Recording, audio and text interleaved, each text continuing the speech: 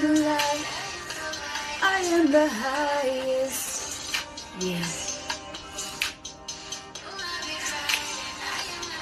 And I am delighted.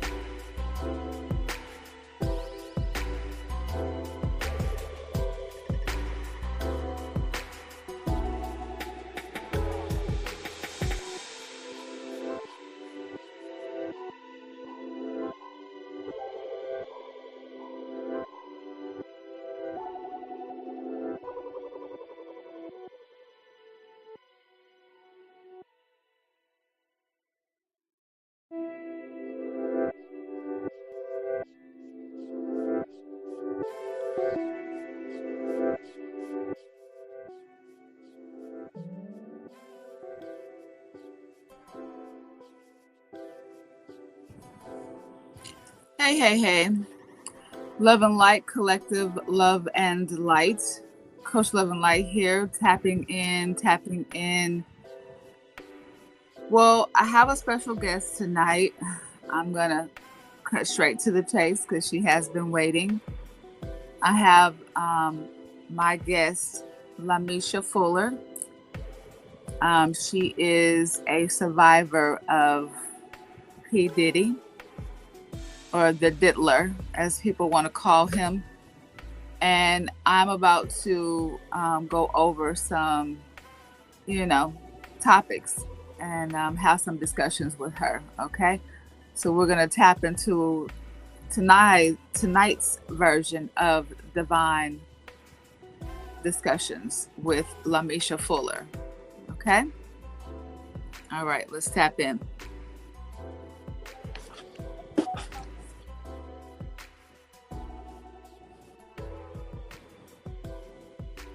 All right. You ready, Misha?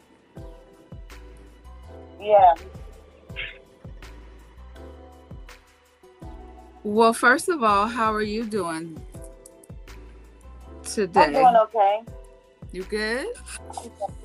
Yeah, I'm okay. Okay, that's good. That's good. Okay.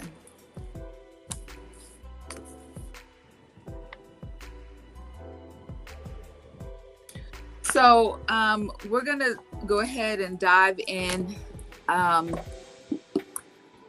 so basically, I want to start off by allowing you to basically just give us an introductory about your and your journey, and feel free to speak you know, as transparent as you can to, give people a general idea of you and who you are and, your journey from a child all the way up until where you are now.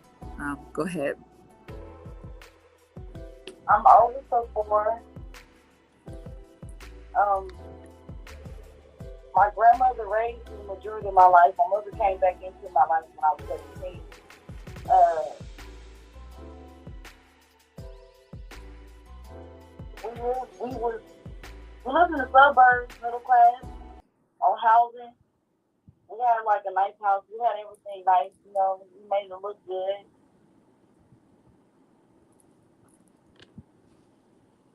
I always had to take care of my brothers and sisters, so, I always had to take on the role of like cooking and cleaning. I've been frying pork chops since I was 7.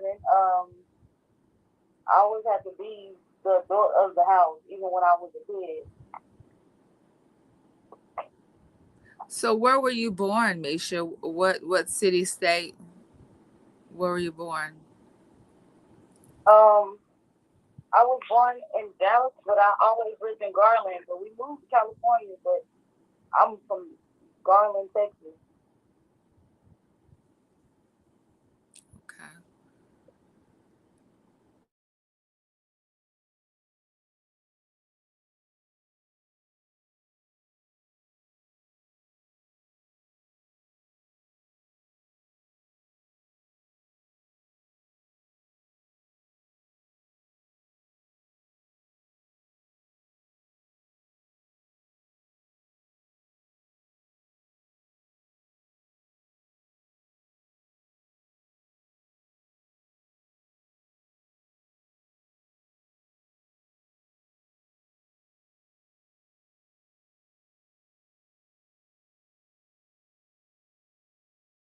About it.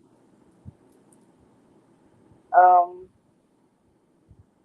I know money was tight when I came up on the opportunity when I met SZA.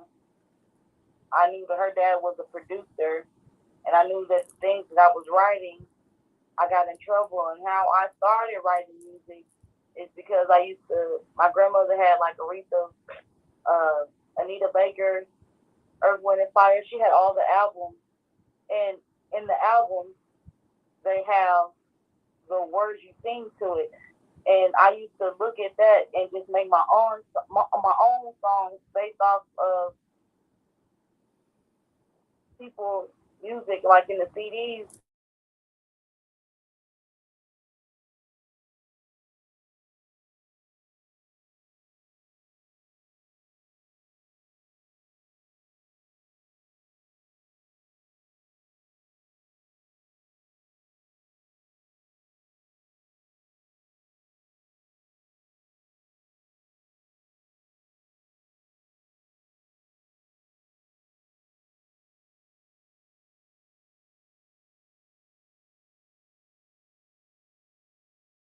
Like, I started, like, I got love music, all that, and I started just writing music from the Earth, Wind, and Fires and all them. You know how you go Shaka Khan, all them. I just used to look at the words on the albums and guys. I used to look at the words on the CDs, right? And that's how I learned how to write music. Um, she told me her dad was a producer. I was thinking he could be my producer and take me to the studio to make me do music, but he ended up giving me the card to somebody else that was tied in to the record label that I was writing the music, and that's how I got introduced to that. And then at first they didn't want me; they said I was too dark to be a singer or anything. So they were basically they were paying me $500 a book, composition book, to fill up a whole 100, 200 page book, and I'm writing music. And how old were you when you were doing this, Misha? I was 12. It happened at 12, and then when I went back, I was doing the same thing. I was writing music. 2003, well, like I was writing music throughout the years when I was there, but it started off when I was 12 years old. 11 really, but 12. We're gonna say 12. Okay. Okay, so expand on some of your good memories from your childhood.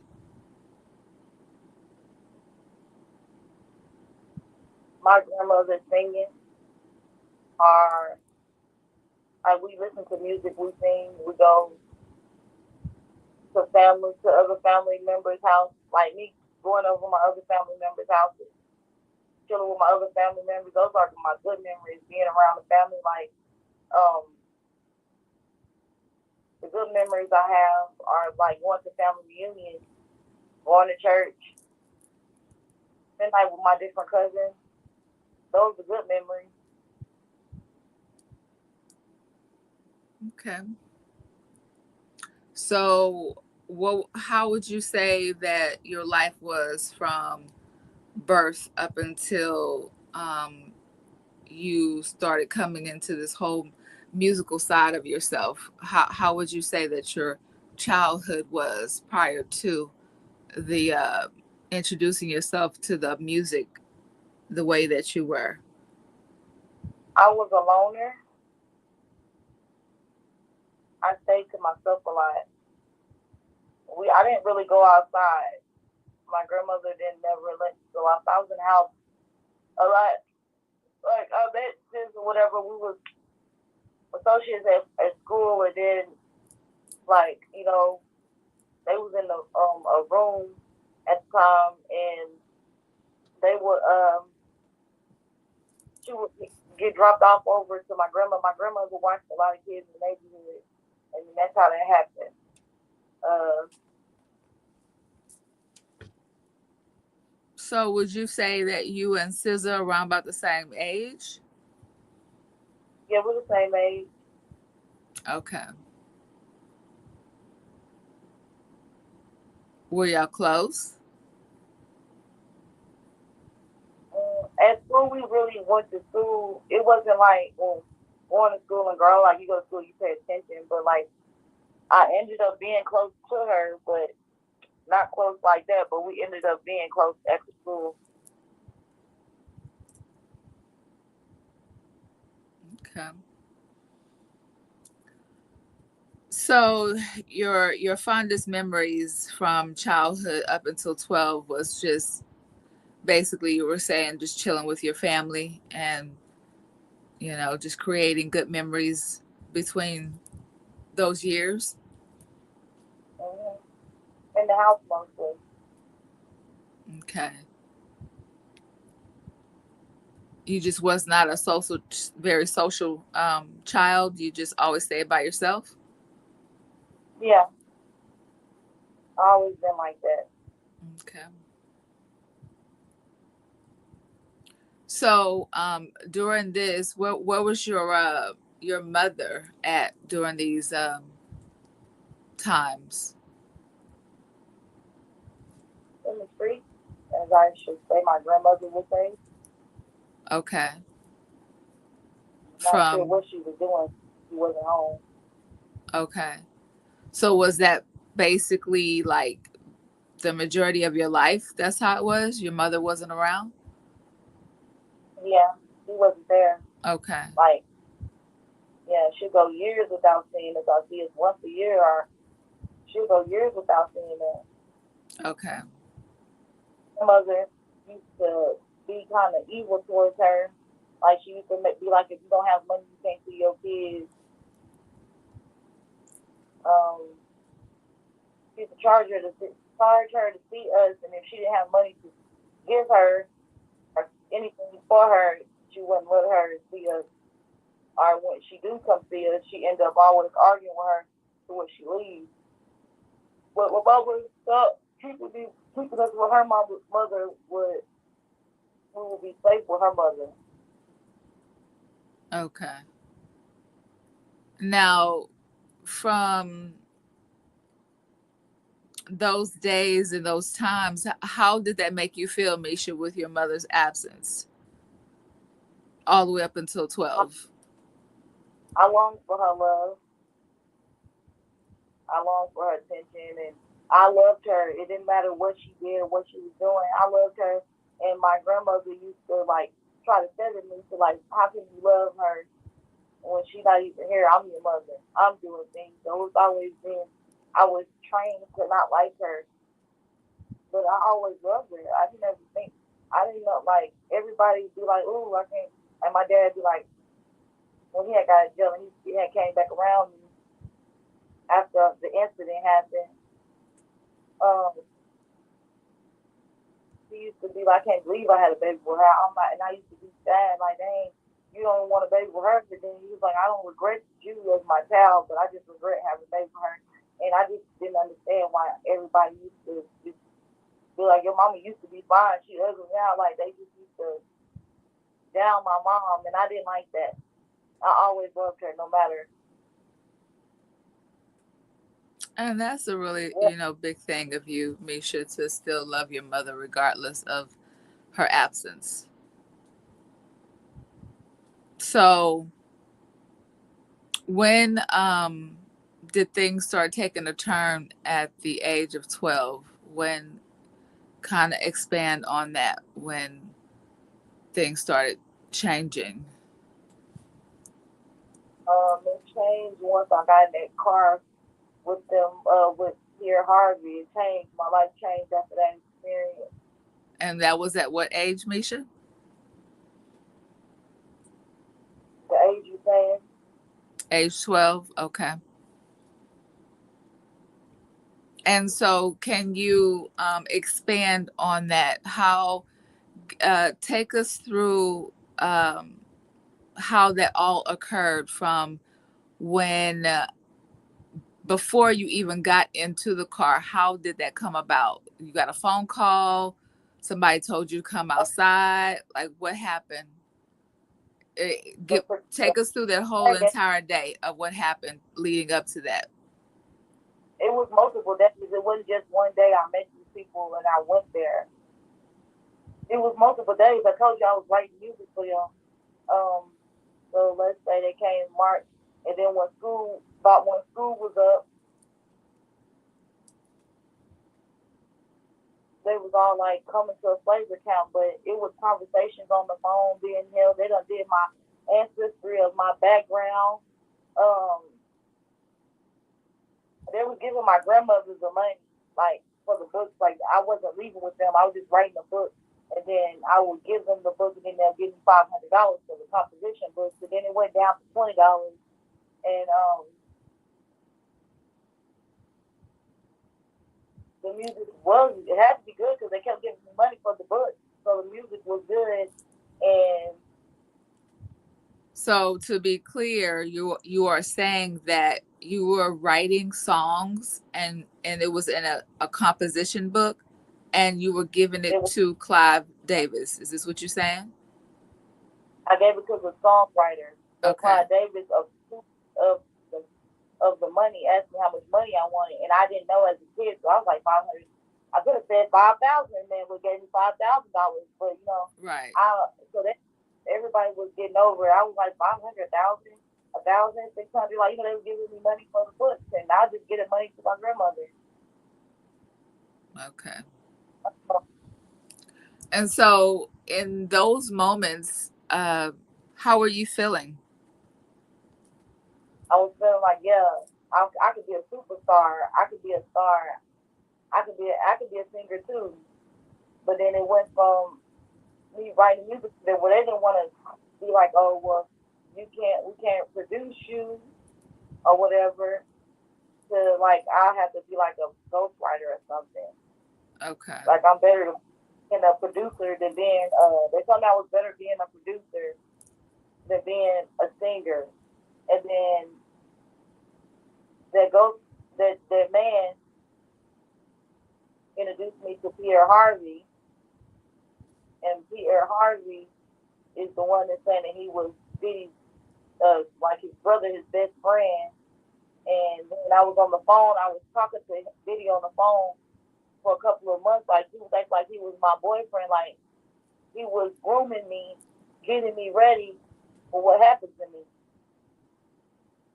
because he's more into sorcery, like singing over water and on shoes and all this stuff. He started asking me, do I believe in like magic? And he was telling me about warlocks. He told me he was a warlock and all this other junk. And it was different. And he had a childlike mind. The way we was on the phone talking, you would never thought. It wasn't sexual Okay. at first. It wasn't sexual. Expand on that. You said at first. Expand on that. That means once he got me, it got sexual, but it wasn't sexual at first. So how But was he it at asked me, first? How was it? Explain. did I write the songs? And I wrote music the way I wrote music because when I wrote love songs, I was thinking about the love for my mother. And then I know about sex because of movies and I experienced some things. And I told him that I never did that, but I did oral. I did other things. Because he was like, the way that you wrote, you must have been molested before. Oh, You was wow. molested. That's what he did to me. Okay.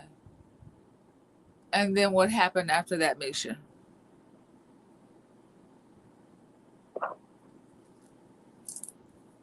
Take your time. He told me, mother, could I come to the slavery camp? It was going to be me and other children. It wasn't just going to be me. It was going to be like a field trip of kids there. My grandmother said, hell no, you can't go with no grown men. I took it upon myself. I told him my grandmother said I could come. She's taking my part away. He was like, you got to tell her you're going to get once in a lifetime chance. And I was all like, it's only once in a lifetime. You're going to ruin my chance to be a star. And she said, that's weird for a grown man to want you to come up over there 48 hours. Hell no, you can't go. Ask your mama. I said, she called me, ask my mama, but my mama's not around. I don't know where she at. He said, I will take you to find your mom, and we will ask her.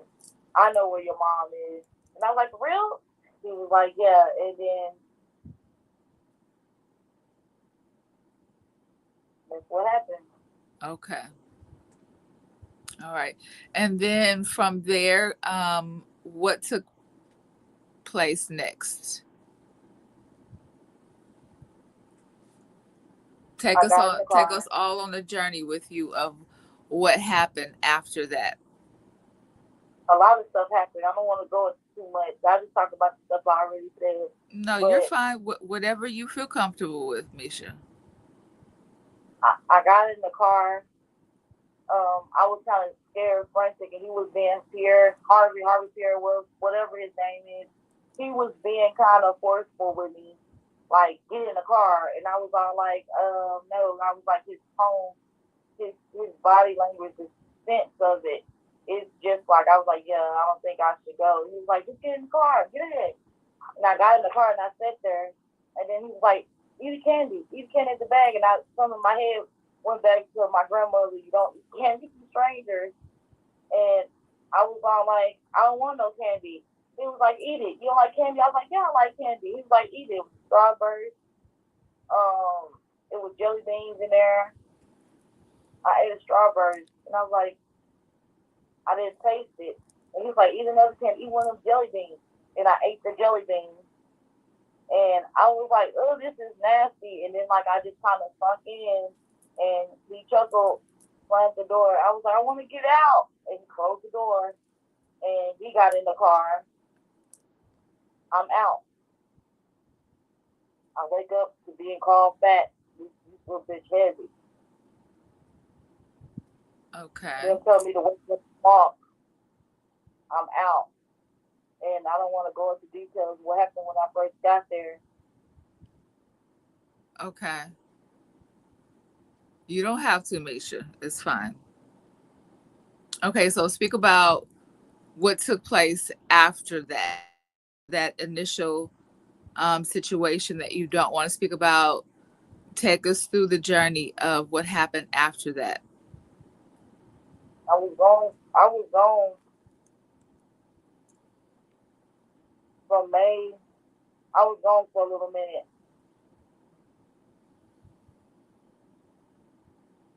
When I got back, they told my grandmother she could get in trouble because she didn't report me missing. And they told her to take me to the police station to do a police report. My grandmother was always scared to go to the police station because she never reported me missing, and she said I was going to be the cause of my sisters and brothers being took. And then they offered her money, but she never took the money because Diddy started calling the house threatening my grandmother, telling her she took the money that he was going to kill us. He was going to kill everybody. And they messed with the mob and all this other junk. So her, she just was all like, I'm gonna cause everybody to get killed, and um, somebody ended up buying our house, and we were on Section 8, and she didn't understand that, so we ended up having to move because of all that too. I went to stay with my dad, and then when my dad lost his place, I ended up coming back to her, and we had to move from the house because I think that he was still looking for me, or he was still wanting me to come back. He was wanting me back.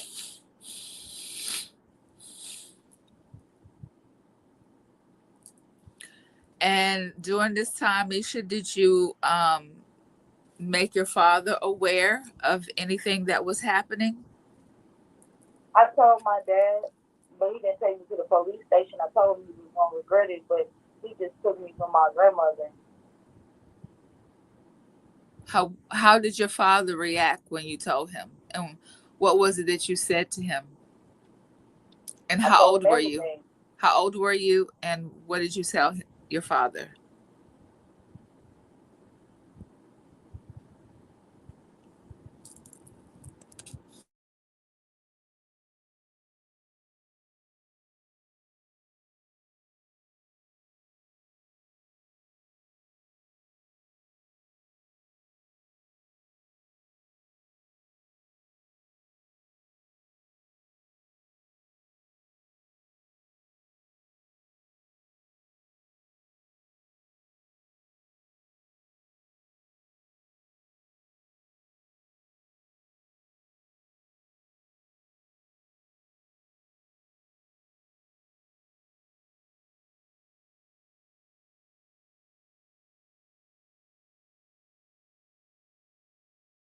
He believed you, but he didn't take you to the police station. That's what you're saying?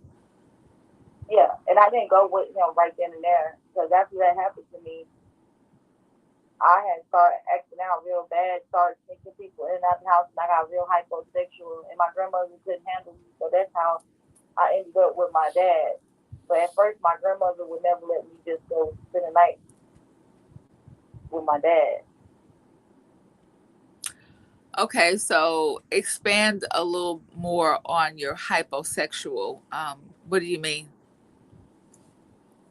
Like, I was hyposexual. I was sexually active. Like, And what age was this, Misha? I don't really want to get into the ages, but I was hypersexual my whole teenage years. The whole from the last time I remember me being a virgin, I think I was 10, from 11 on up. Okay. All right. So I believe that you spoke about um, even before the situation with you getting in the car happening. Did you say something about something happened with family? Yeah, Do you mind that speaking happened. about that a little bit? You don't have to get into details, just, just touch on it. That that happened in the 90s, and he was in his 20s when he did that to me, and I was only 6, So you were and he was 6 years 20, old. 6 years old when that first happened to me. Okay. All right. All right. And so this was a family member, correct? Yeah, Okay. on yeah on my dad's side, because Okay. I met my dad when I was like 3, but he was in jail my whole life up until I was 12, 13 is when I went stay with him. 12, Okay. 13, that 2 years I went with him. Okay. My sister was with my dad. All right. And so from 6 to 12 to um, further on, um, you engage in adult activity, basically. Um, Yeah, those situations kind of brought something out of you, right? yeah. Okay. And then take us down like a little, road of what you were thinking during those times when you were, you know, being promiscuous. What was going through your mind? Did you feel like you had to do those things? Or I feel were like you, go ahead. was I was horny. I had the urge to do Okay. All right. it. Penetrate each other. It was more of hunting, dry humping. It wasn't, and it was like kissing on the neck and stuff. But it wasn't what I experienced when I first left and got in that car with Diddy and them. Okay. All right. Okay. And so take us to fast forward to like your mid teens. You're like 15 at this point. Give us a little background on what was happening during those years when you were 15. Um,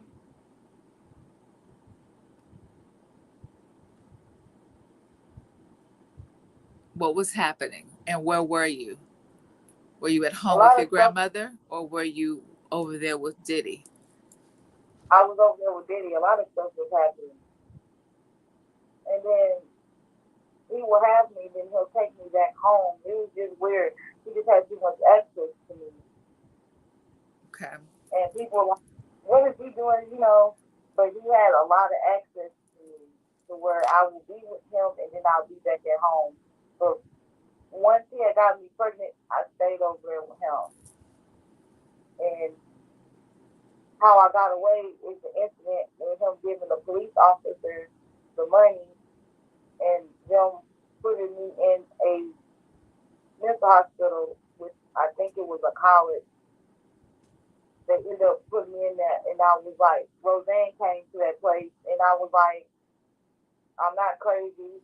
I told her everything that I experienced with them people, and she was like, "Are you lying?" Like she didn't believe me. I was like, "I'm a kid." I was trying to explain to her I'm a kid. I'm not a woman. I was telling her that it was other kids. I was pointing at the other people that came with me, but every time I talked about slavery, I always got injected with the hot cocktail shot, as they called it.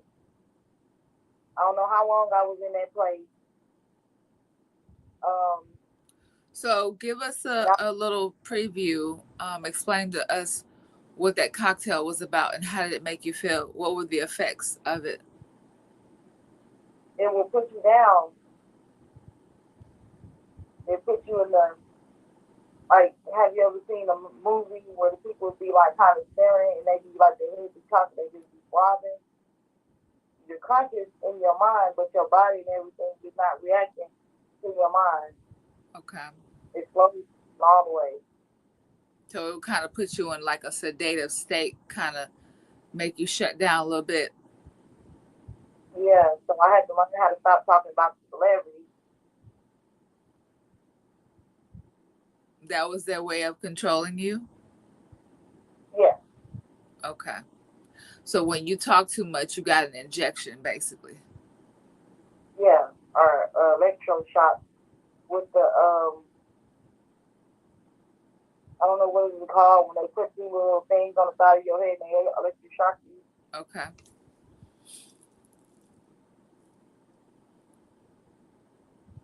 Okay. And so, how often did those things happen to you, Misha? Um, I don't know, was it a lot. often? Oh, it was a lot. Okay. Yeah, Because like 'cause I've been in bed. they were just trying to keep you quiet. They just wanted you to shut up because you kept talking. Yeah, okay.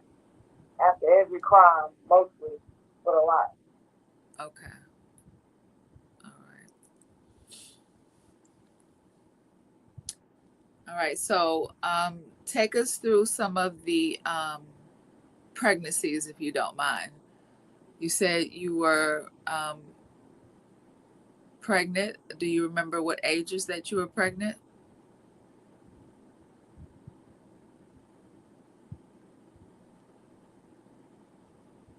You can take I your had a lot of time. messages, but I remember one time him stomping, kicking the baby up out of me. Okay. Um, I think that was a boy. Um, I remember having babies, but then they'd be like, it died. And then I remember overhearing him saying that he sell kids on the black world. He sell babies. Um, I remember this. I came out saying Chance was my baby because I remember something happened. Me and Kim was putting the same time, and he had made people have sex with me and her like the whole party. And at first she thought she was better than me until she had gotten into my situation. But that made me go in labor. What happened? That made me go into labor. And they ended up doing a C-section at his house. A doctor, like a doctor, cut it out. They didn't cut me from my chest. They cut me down at the bottom, y'all. So people would get confused when I said that they cut me, and I got cut from up here because they were going to harvest my organs. But Diddy said, "Do not kill her because I'm still using her life." Okay. So let's expand on that part just a little bit.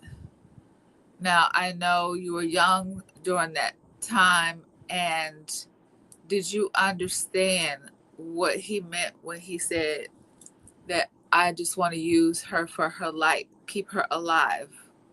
Did you understand what Yeah, he was meaning? yeah. For my energy, for my soul. Okay.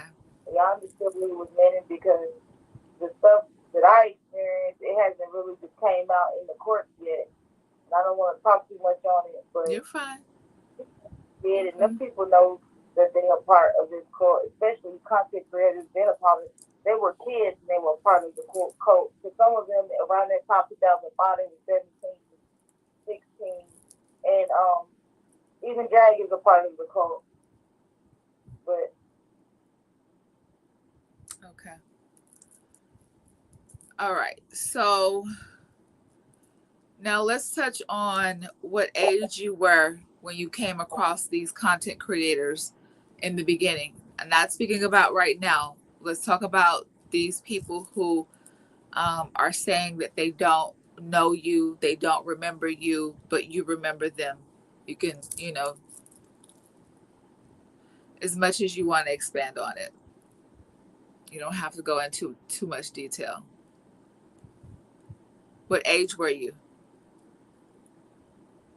In '05, I was 14.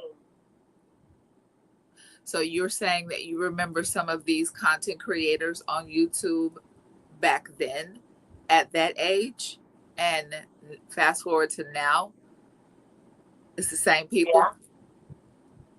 Yeah. Wow. Okay. All right. And so, with that being said, that explains why they say that they don't know you. All right. Yeah, because I remember the crime. So a lot of people say they don't remember me because I remember the crime. I remember their part in the crime. Okay. Okay. And so all of these people were participants in the different crimes that were committed that you witnessed? Yes, a lot of people were participants in the crime. That you witnessed for yourself? Yes. Okay. All right. So let's talk about um,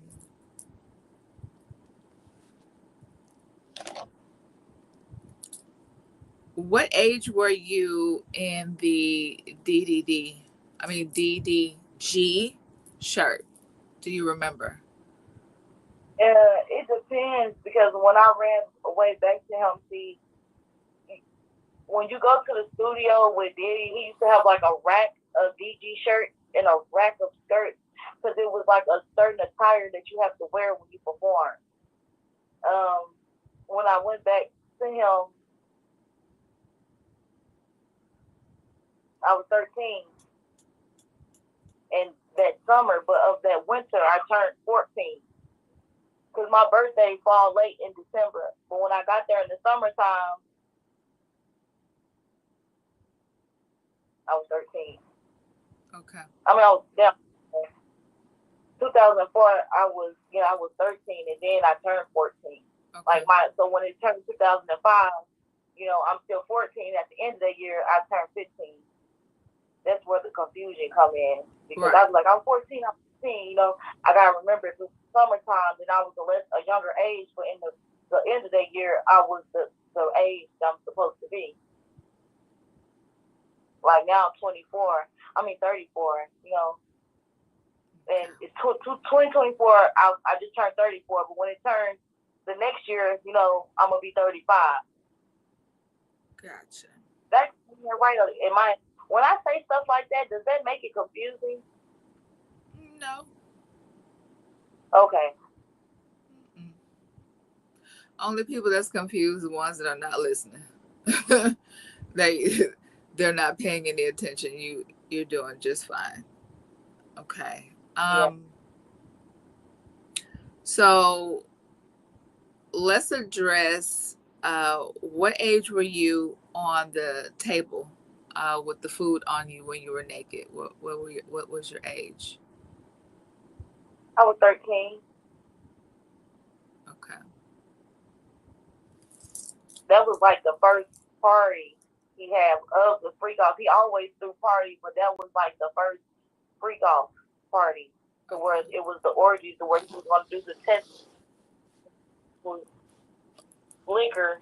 He gave the women champagne, and the women couldn't drink the men liquor because he had hormones to make everybody horny, and liquor to make it be a orgy to where everybody was like attacking each other like animals. Okay. Okay. That's different. Very, very different. Um, and so you were given these. or was it given to you in shots, or was it like forced upon you, or did you willingly drink it so that you wouldn't get in trouble? Like, Everybody, it was forced upon me because I never wanted to do drugs. So they would lace the fruit, they would lace the champagne. They laced certain things, and then he told me I couldn't refuse stuff, so I had to smoke and I had to do whatever. I don't know what he was smoking out some glass pipes, but when I go to the corner store now, this is my crack pipe, okay. I don't know what he was smoking out of it, but I would say meth because that's what Jaguar writes. It cooked on. I thought it was crack, but it wasn't crack. It was meth. Gotcha. Well, I mean, they're all crystallized, right? So don't they kind of favor? Yes, Don't they kind of look the same? fact. Okay. So yeah, it can be misleading. It can be either or maybe both. Maybe she was mixing them together. Oh my goodness. Right. Right. Okay. That with the baseball, everybody grease monkey. Want to grease each other. It's a possibility. Ew. It's a possibility. Okay. And so, okay, so you said that the liquor was forced upon you. Now, can you let us know where the baby oil situation came in at? Was that before this force upon you or after? It was when I was there, I was around a lot. They invented the baby oil. Okay, so you were around when they actually started concocting it together. Do you remember what age that was when they was doing that? Yeah, they just put it in the baby oil to like disguise it, but it was not baby oil. It's something that if you get a little bit and like I'll put a little bit on your shoulder and I'll be like, go empty your bank account out. You go empty your bank account out and you will be under my trance for 4 hours. I don't know what drug. He invented something, and he invented fentanyl. Like, he invented that stuff. Like, the fentanyl is killing people on the street. Wow. Okay. So you were present. You were around when the actual baby oil concoction was initially invented. Okay. Yeah. And how many people did you witness fall victim under that baby oil situation? Was it like forced upon them, like it was forced upon you?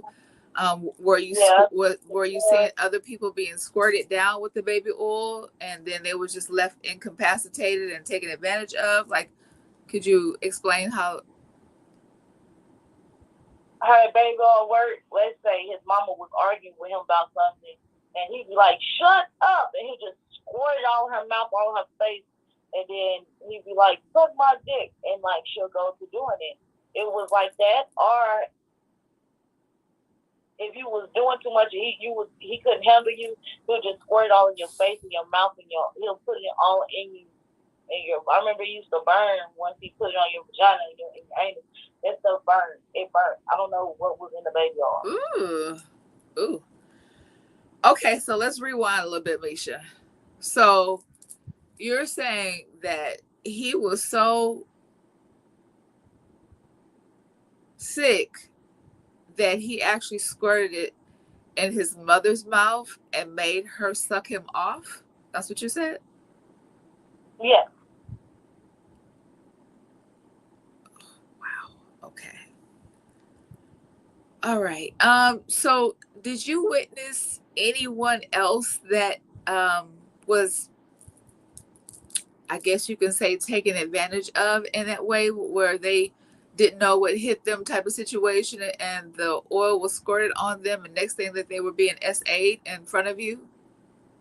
Yeah, it was thousands of people I've seen that. Men, women, kids, it was thousands of people.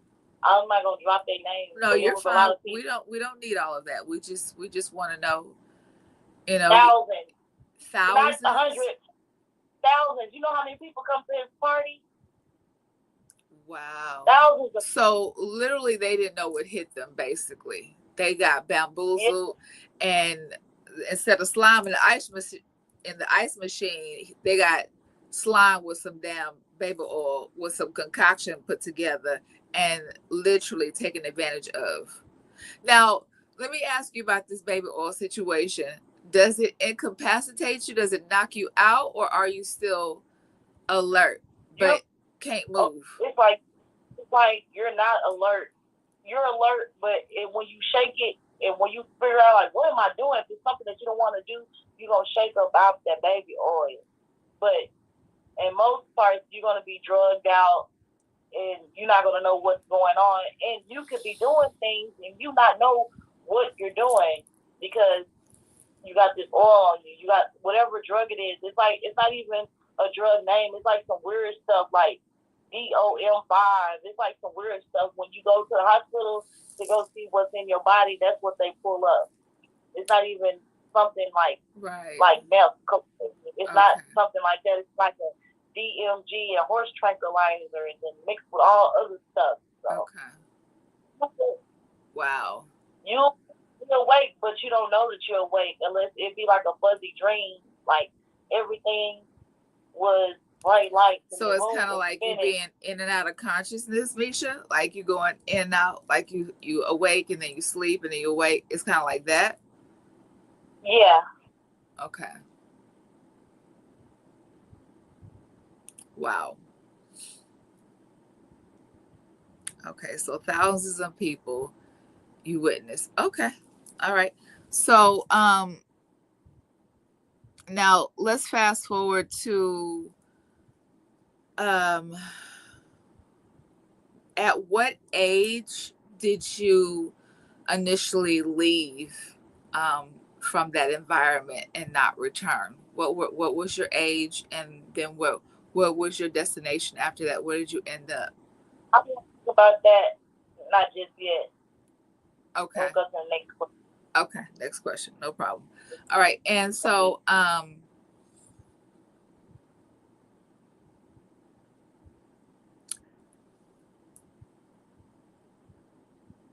going to talk about what's going on right now. Let's just fast forward it to, the present. Now, we're going to go back to the people who act like they don't know you. I just want to expand on that just a little bit because of it being such an important part of this whole entire puzzle that is being put together in front of everyone, everyone's involvement. We're not even speaking about names. We're just speaking about the fact that people from her childhood that are now content creators on YouTube that are claiming that they don't know her because of their involvement. Now, my question to you, because I just want you to, speak about it for the public to understand. How do you feel about that, Misha, after, going through what you went through? How do you feel about these people acting like they don't know you? Okay, I feel like I'm a nice person, but then the other side kicked in to where I'm like, y'all just full of baloney. Okay. You will be found out. Justice is coming. The reason why I'm speaking, justice is coming for each and one of y'all. I feel like I already knew y'all was gonna do this. I don't blame y'all for doing that because, like Jaguar said on that video, Lamesha is equipping me on crimes I didn't see. She's a fake victim. She's implicating me on the crime. On the live. Called Tony Busby. She did that. Okay. Also expand on them calling you a fake victim. Inability to accept accountability. Because some of the incidents I told people what would go on, but when they told on me, that got me in trouble to where I was tortured. Like the people that were getting tortured, a lot of people didn't make it out. These celebrities really fucking serial killers. I can't say it plain enough. These celebrities are serial killers behind closed doors, and they feel like they're truly God. And um, it was either my life or their life. So I feel like they call me a fake victim because, for example, Jaguar been dealing with Diddy, but Diddy told me to show her recording because he wanted her to bring his sons back to the studio, the house, and he drugged her, had sex with her, whatever. Mm-hmm. He told me, he gave me the bottle to give to the woman, so it probably was like I drugged him. But I drugged her, but I didn't drug her. I didn't make the bottles or none of that because every bottle he gives people, they will be sealed. So you wouldn't think nobody would drug you off a sealed champagne bottle. Right. So, for example, he told me to show her this video, and I was all like, I said, don't drink that. And she was all like, you just a stupid little girl. You don't know. I said, you don't remember what you did? I said, that's your son? And she was like, yeah. I said, oh, he drugged you. And you did things to not just me, your son too. And she was all like, you're fucking lying. And then I showed her the recording, and she looked at me like that's how she got stuck in it.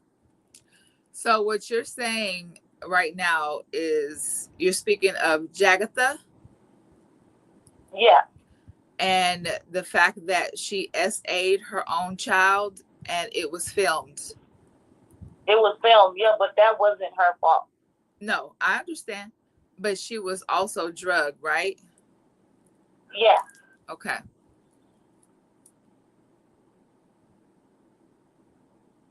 That's why she's so angry. But okay. All right. Yeah. So she can fully promote I'm a fake victim because it's like you a victim, bitch, but you will hurt people too. So I don't know what so fake victim come in at. That's right. Where I need them to respond to me over why I'm a fake victim. Something happened, but they don't know what happened to me. But everybody say Diddy didn't do it to me. Right. Well, you always know that, especially in these times that we're living in right now, it's a lot of people that have committed horrendous crimes, and they're trying to cover those crimes up with lies to mask the truth from being spoken and being, received properly. So it's a lot of that going on because people just don't want to be held accountable. But, okay. And so did you witness, which I'm sure that you did, Jagatha S.A. anyone else besides her own child / children? Yeah, but I don't want to get into all that. I mean, it was just a simple yes or no. I don't want you to expand on it. It was just a simple yes or no. Okay. Yeah. Okay. Now I'm going to give you the open floor for you to expand on anything that was happening during those times that you just want to speak on openly. I ain't got nothing to say. Let's play your game. I don't have nothing to expand on. Okay, no problem. Even justice might come on me. You never know. But justice is coming for everybody. No, you are going to be protected, Misha. We're not gonna worry about that. You were a child at the time, and you are safe. You are being divinely guided and protected. Nothing's gonna happen to you except for the fact that your truth is being heard by the whole entire world, and you're gonna get justice. That's what's gonna happen. Okay. Yeah, I hope I'll get justice. Yeah, you're definitely gonna get justice. So, all right, give me just a second. Let me get my game. I'll put you on pause for just a second. Hold on.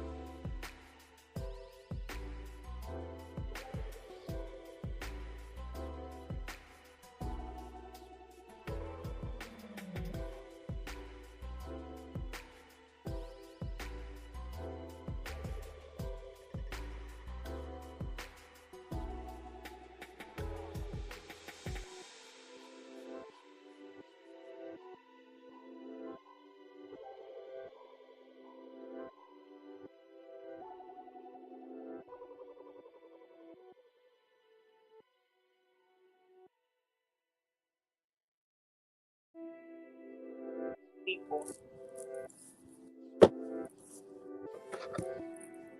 Oh yeah. They smell real fishy.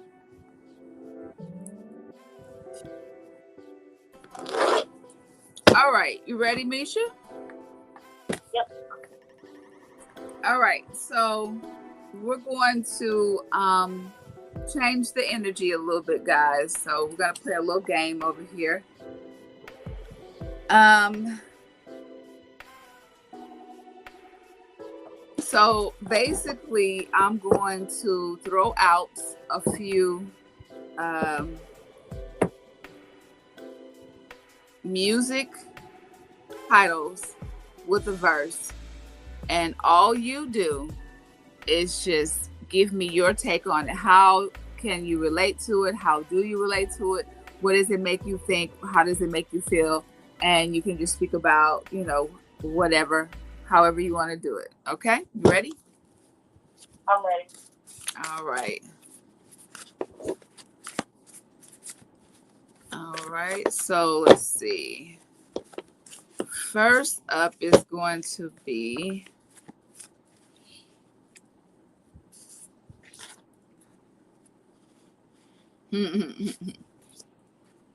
oh, okay. Probably not the right person at this time since it's so much heat, but we're going to do it anyway. Flawless. We teaching girls that they cannot be sexual beings the way that boys are. How do you resonate with that? That's some bull crap. Okay.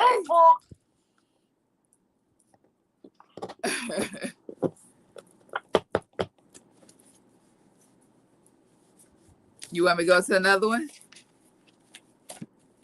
Yeah. Okay. Yeah, I was thinking that you weren't gonna be feeling that one. All right. So the next one is gonna be hypnotize. I just speak my peace and keep my peace. How do you resonate with that? That's what I'm saying. I'm just saying that. And it's peace be with you. Shalom. What I get from it. I'm gonna say what I gotta say, and I'm saying it respectfully. Okay.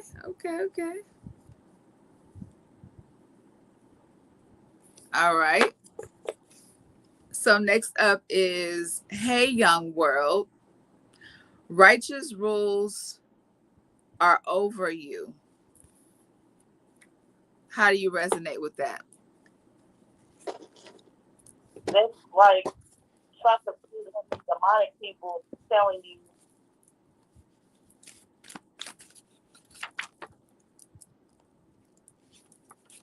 something evil is controlling them.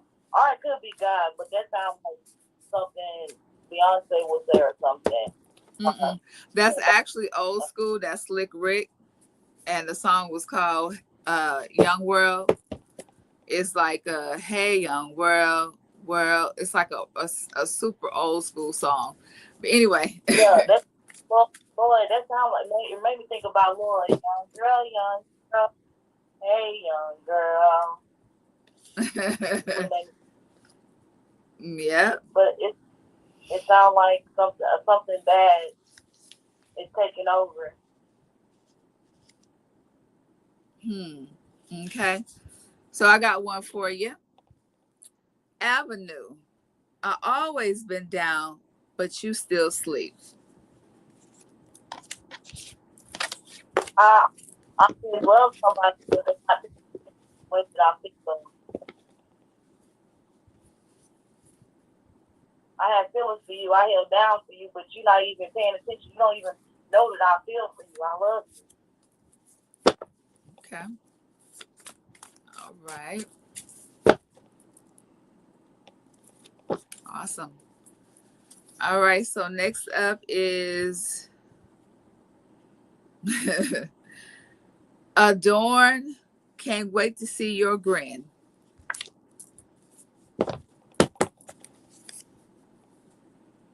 Love, your smile smile just makes me light up.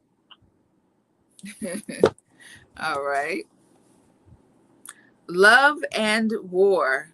Truth be told, I'm waving my flag.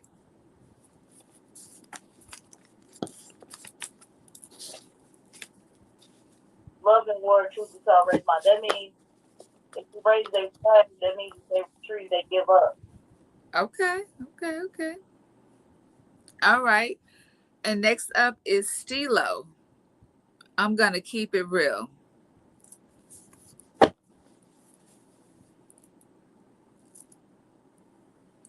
I'm going to keep it real. With the title, what I feel is it's self-explanatory. If you be they be real. As far as keep it real means I'm gonna be authentic me. Okay. Go ahead then, Misha. All right. All right. Next up is hustle and motivate. That's why they follow me. They think I know the way. Huh. That means that you go hard. You gonna get it by any means as far as money or whatever you're trying to do, and people watching you, and you can show them how to hustle, and they look up to you basically. Okay, okay, okay. That's what's up. And next up is they don't know. I'm the reason you don't stress when shit gets hard.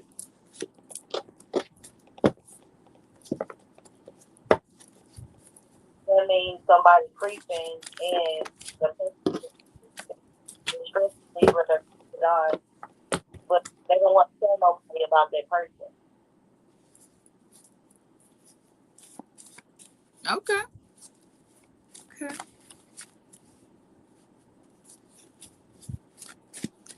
All right. I just a And little girl like Granny. I'm nosy. I want to get up and go look out the window. the next one is just different. Just don't understand.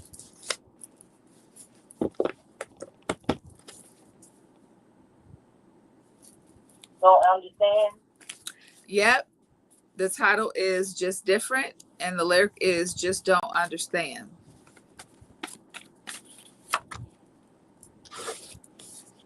Like when I'm going through, mostly people don't understand me. Don't believe the truth.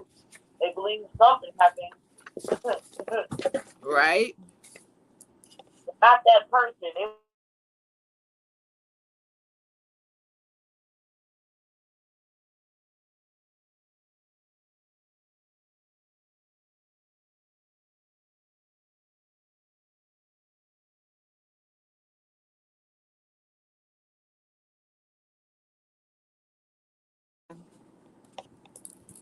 All right. So next up is tired of balling. There is no number to compare with a NIGGA in my state of mind. Tired of balling. There is no number to compare with a N in my state of mind. um they're doing something. It sounds like one of them rich parties where they're doing. You funny, Misha. They got too much time to where they can get crackheads to fight to the death. So they just do dumb stuff. Gotcha. Okay.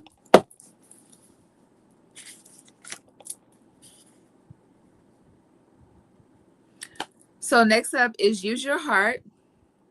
Refreshing conversation for the mind. It's like hard outside. Um, use your heart, freshen conversation for the mind. Yep, refreshing conversation for your mind. Yeah, because your heart can be like, oh, I think I love him, but your mind be like, that person is not it. But your heart got convinced mind so you can love that person fully. Okay. Right. Come through with the come through.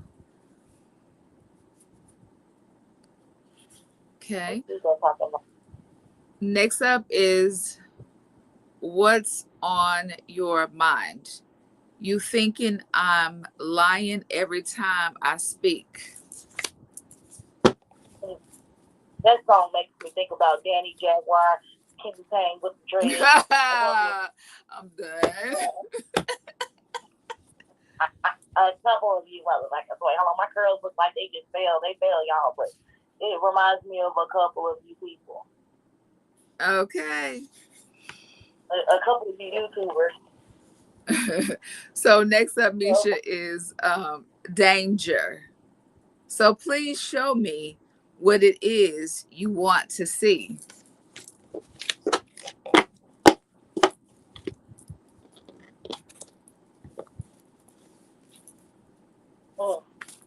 Danger, please show me what you want to see. Yes. People I dealt with in my past were dangerous people, and they had showed me. They showed me everything I needed to see. So that little saying means everything glitter. What they say, everything that's gold, everything that's glitter gold ain't good for you. Right. All right. That's what's up. Next up is needed me. You was just another NIGGA on the hit list trying to fix your inner issues with a bad bitch. How you resonate with that? I felt like people get on a hit list. I'm playing out. What I mean by that, you on the hit list, like, yeah, nigga, you hitting a couple of people that hit, and I try to cover your ass up, and you still can't keep up with this bad bitch.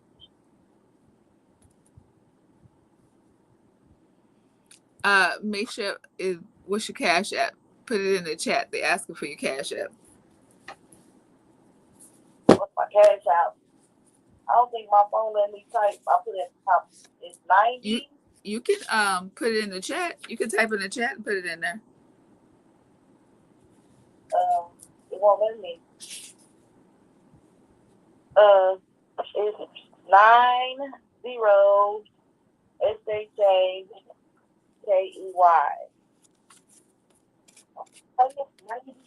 I'll put it on the title. Okay. All right. So next up is Pack Light. I see through you just like water.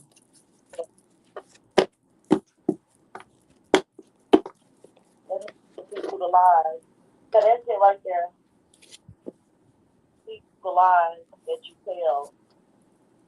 Bogus, I can see through it.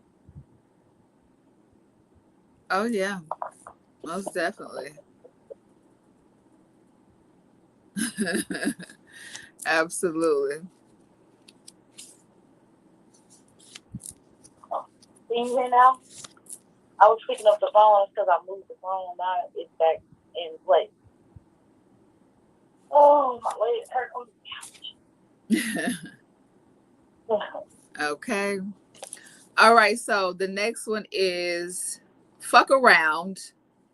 Can't nobody understand how I feel.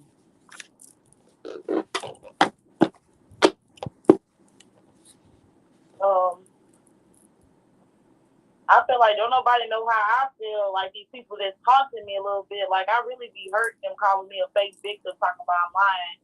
And I feel like can't nobody understand me fully. Can't nobody understand what I'm going through. They just judging me and not trying to understand me or get to know me or ask me questions. They just make their own judgment. But you gonna mess around, you gonna find out because I'm gonna tell you about yourself and I'm gonna tell you how I know you and where we was at when we did it and how we did it, how many people was there and who got hurt.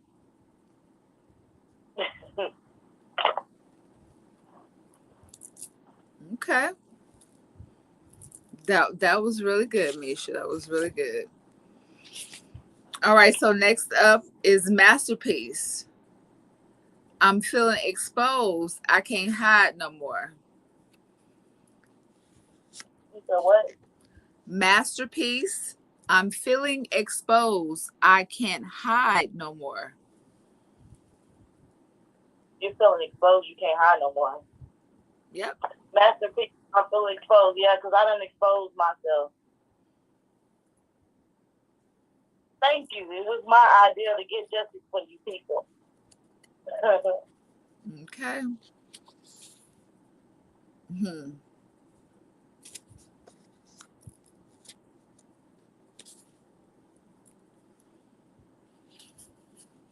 All right, so next up is going to be at your best.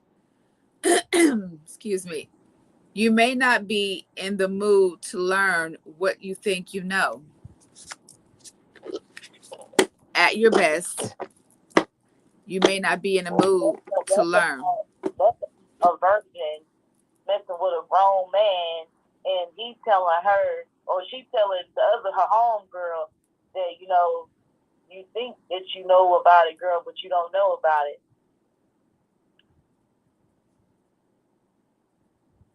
You think you know about sex, you think you know about love, you think you know about it, but you don't. Okay. Hmm. All right. Next up is none of your concern. Isn't this worth saving?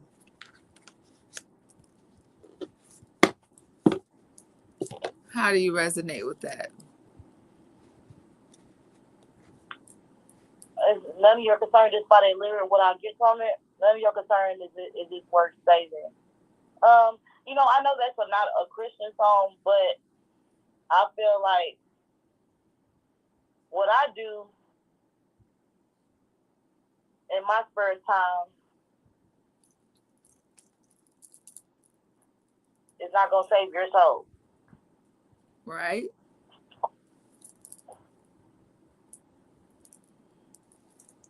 No, it's 90 shaky. Oh, let's pull up the name.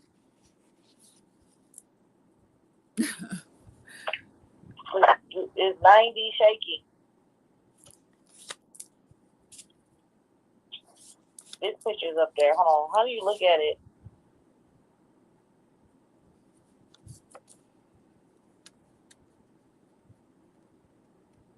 It's 90 shaky. You had it right.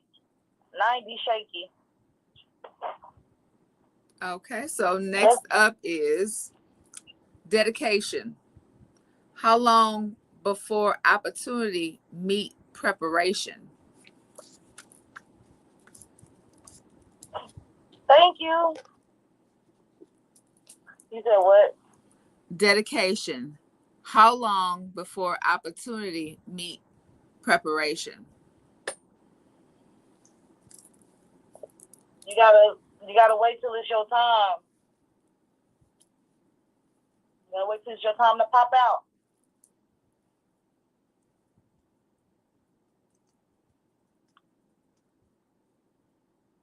Okay, that's what's up.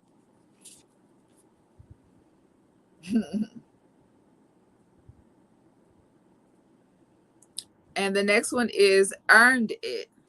You make it look like it's magic.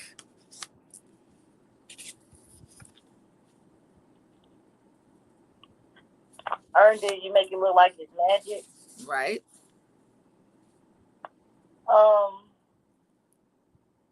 You gotta earn love, but the way that you showing me, it's magic.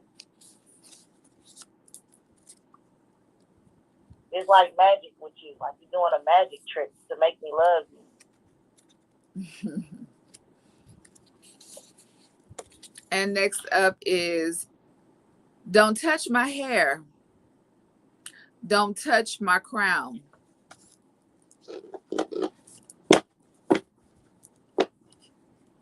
It remind me of Israelites. Um, And like when I be on here and I be having my head covered, so people attack you, you know. Yeah, they attack Cover your your head. crown. Mm-hmm. Yeah, they attack you, so you gotta keep it covered. Yep.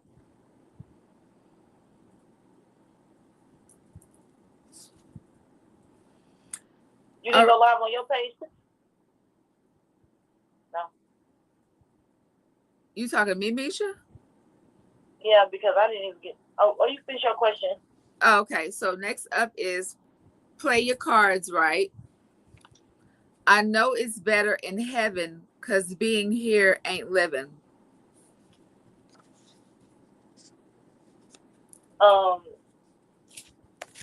Live your life the way you need to live it without, like, watch what you do because you can get killed and get took real quick. Get your life took. That's right.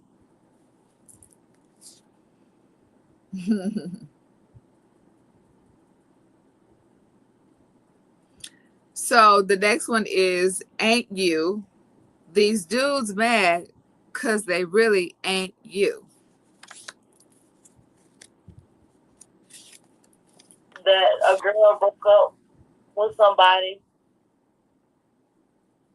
and she probably was hurt the most by him or in love the most with him, and they are trying to live up to that person.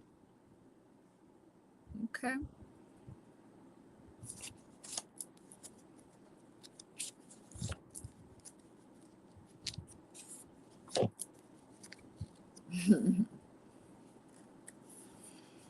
All right, so next up is rolling hills, more expensive than money, more valuable than anything. How do you resonate with that, Misha? The rolling hill is more expensive than money, more valuable than anything. Yep, rolling hills.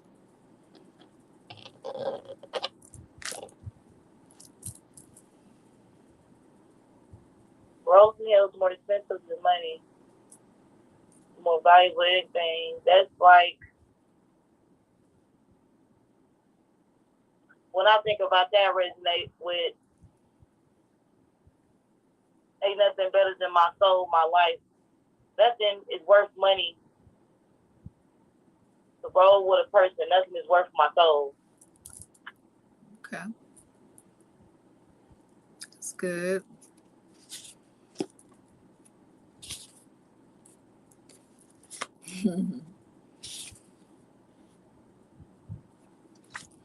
All right, so next up is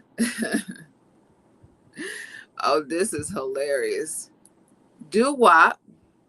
It's been 3 weeks and you've been looking for your friend, the one you let hit and never called you again. Okay. Clearly, these people smashing and they ain't calling back. One night standing people. Okay. Mm-hmm. It's been 3 weeks. Okay. All right. So next up is I'm better. I be too much to handle.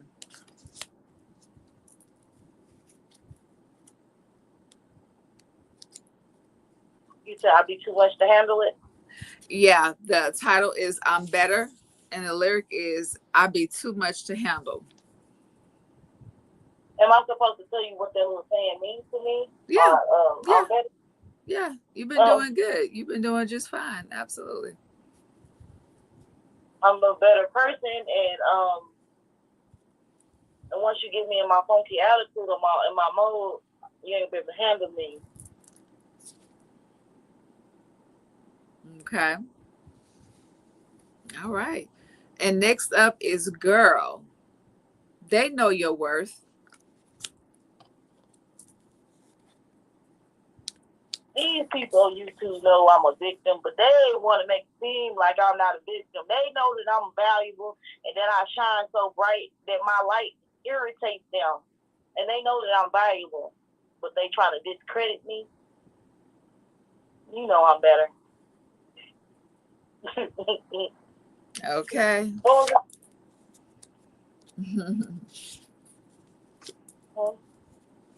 On the way that phone. Yeah. All right. So next up is going to be wasted. Obviously, I got a problem.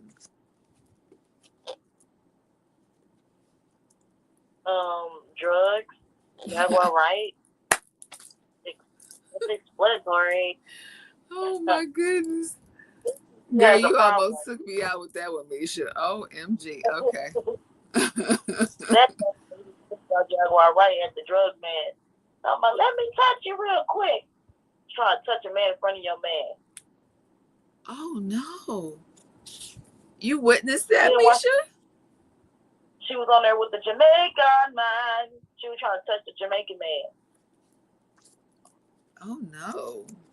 That's terrible.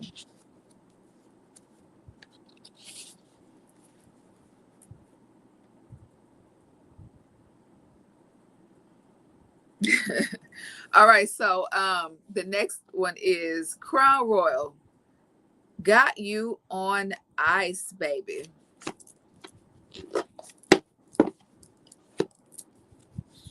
Oh, that's some liquor on some ice.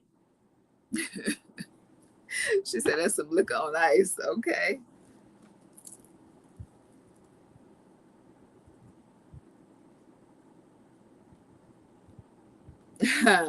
All right, so look, I'm finna take y'all back. Space age pimping. I be obliged if you step outside. My ride is awaiting. How do you resonate with that, Misha? Now hop my little happy young ass in that goddamn car. I'm done.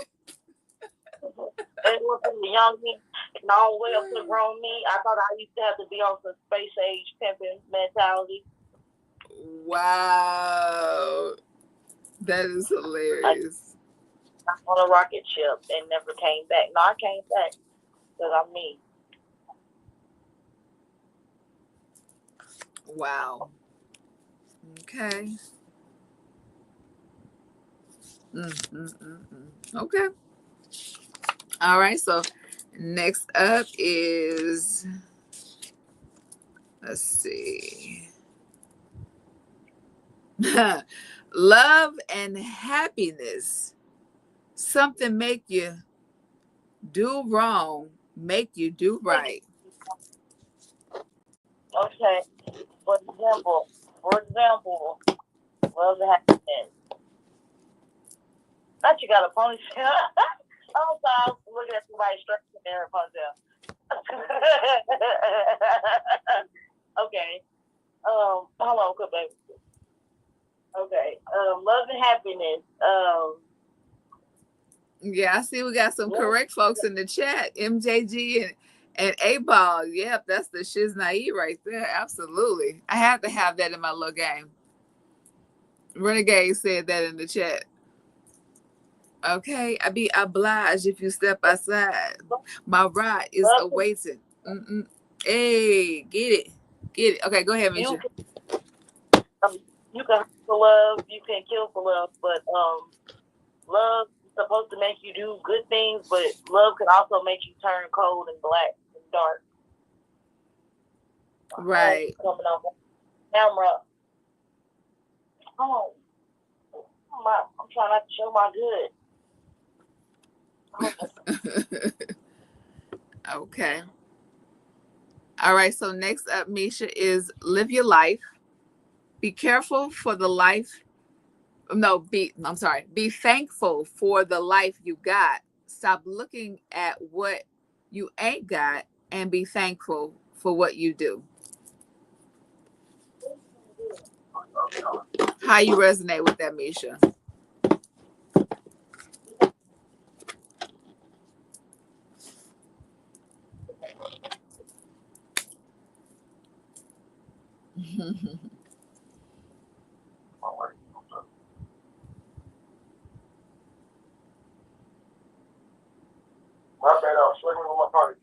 Well, I'm glad you guys are enjoying my little music game in the chat.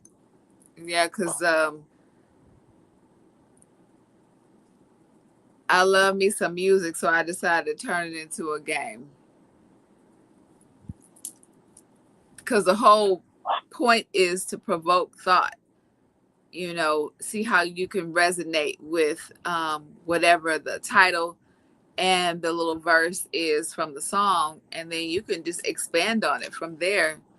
It could go anywhere. I've played this game so many times on my YouTube channel until it's unreal. But next one is it was a good day. Just woke up this morning. Gotta thank God. That's my boy Q. Oh, my bad. I keep saying my bad. You fun. That means that I probably woke up and everything went the way it's supposed to went that day. Mama cooked the ham with no salt. Okay. Yeah. Right? Okay. I see I got folks waking up now. Okay, that's what's up. All right.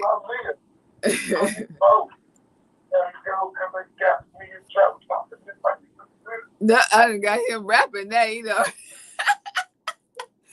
Okay. Now Jaguar Ray gonna go, you heard the voice from the background rapping. Oh my goodness. Okay, so next up, Misha, is Switch Up. We've been here before. Same shit, new day, same drama. Anyway, baby, ain't shit changed.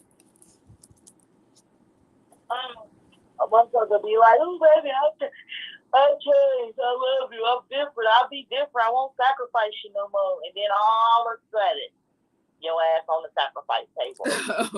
Oh my goodness. Oh, wait. Yikes. Right.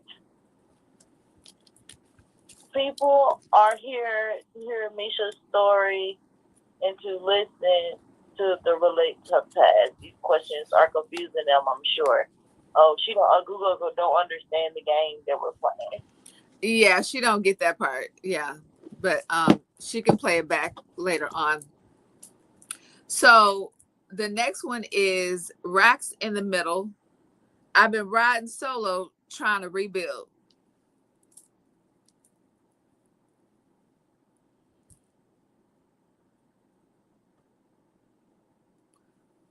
We're playing a game, guys. I don't know why y'all are confused. It's a game now.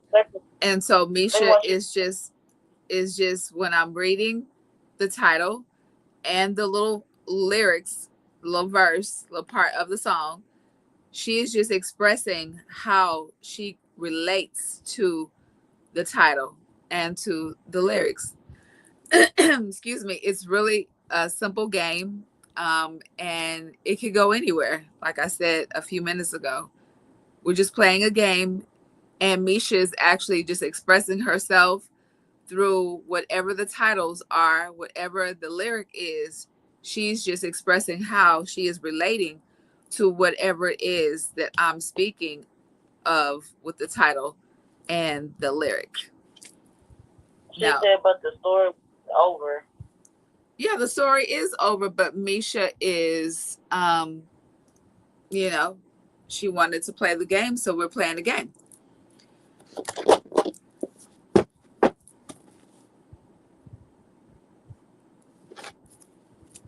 So it was Racks in the Middle, Misha. I've been riding solo trying to rebuild. And some of you in the chat was actually getting it because y'all are guessing what the songs are. Even T in the background guessed what one of the songs was. He started rapping.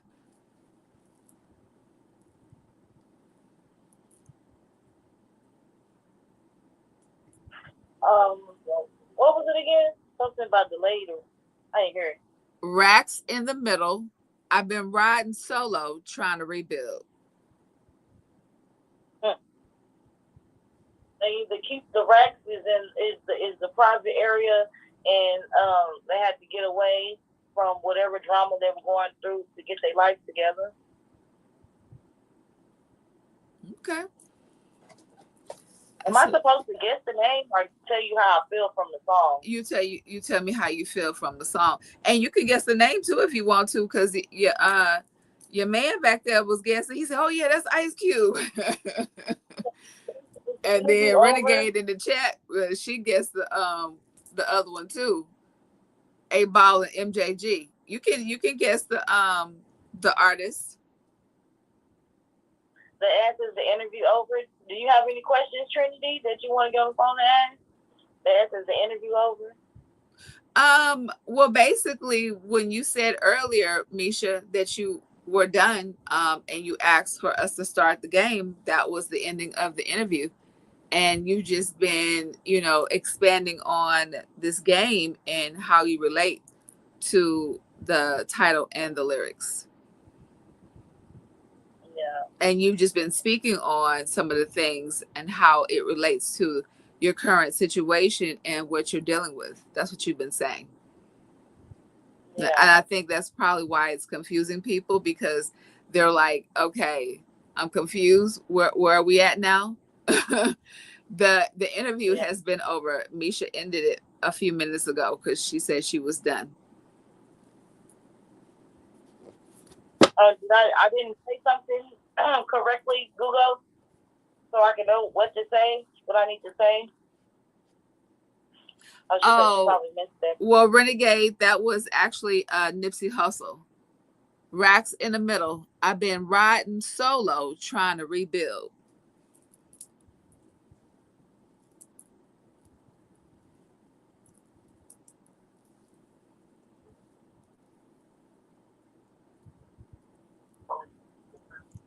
Yeah, it's one of my favorite songs by Nipsey Hussle, by the way.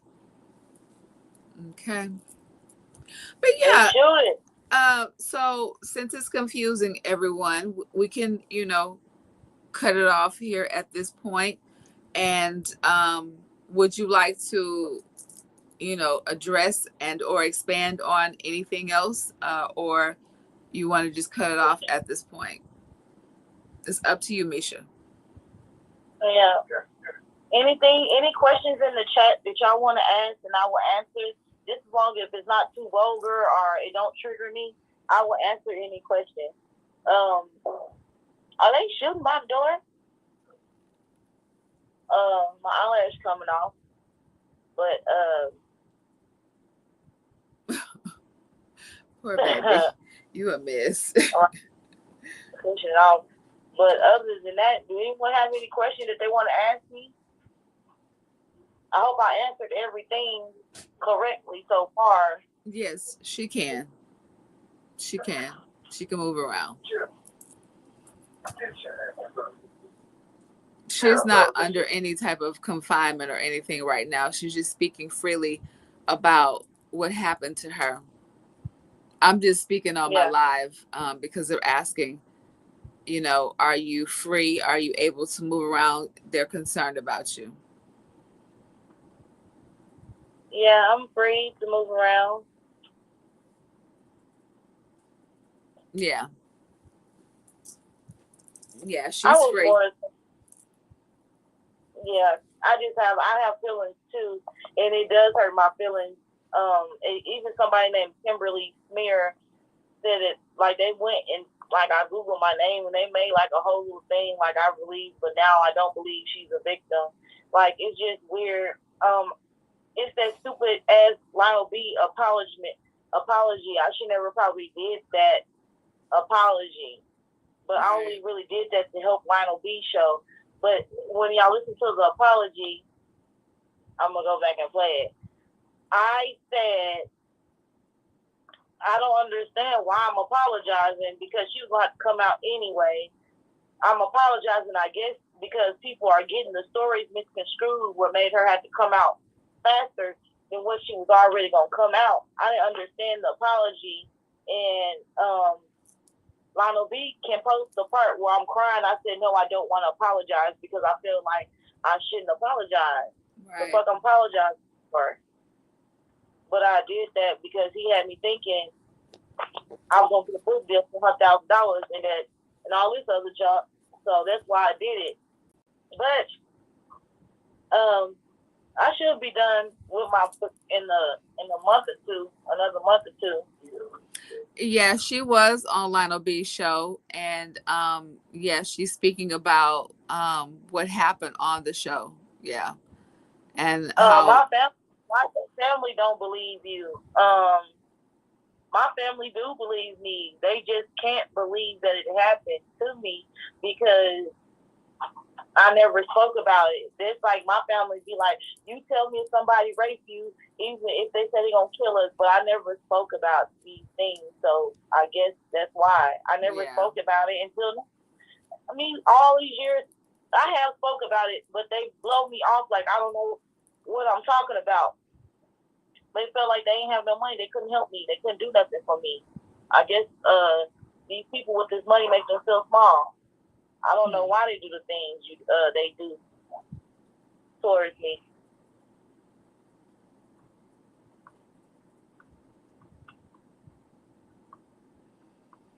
So why did you put the clips in just to take them down? Well, Google, she wanted to stop, so we stopped.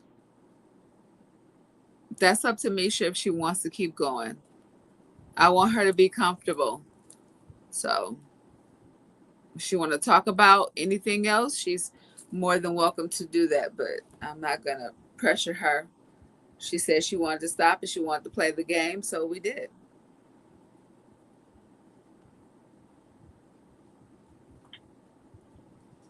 What was the question that she wanted to be answered? Well, I guess she feels like you were not done. I'm talking to Divine. Because that's what she stopped it at. She said, how did the baby oil details become the end of the live of the story? How the baby on what? How did the baby oil become the end of the story?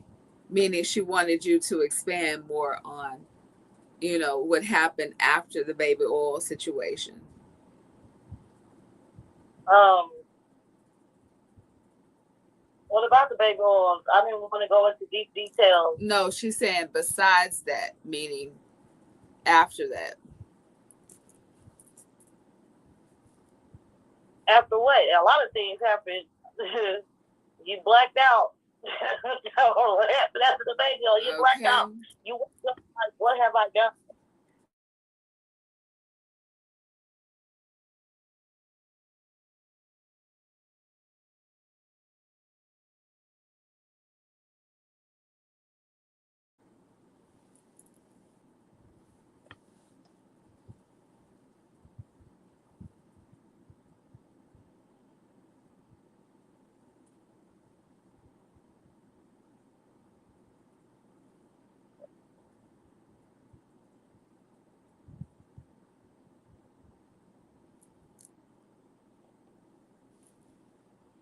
It's all up to you, Misha. You can, Talk to leave it right where it is, or you can keep going, however you want to do it.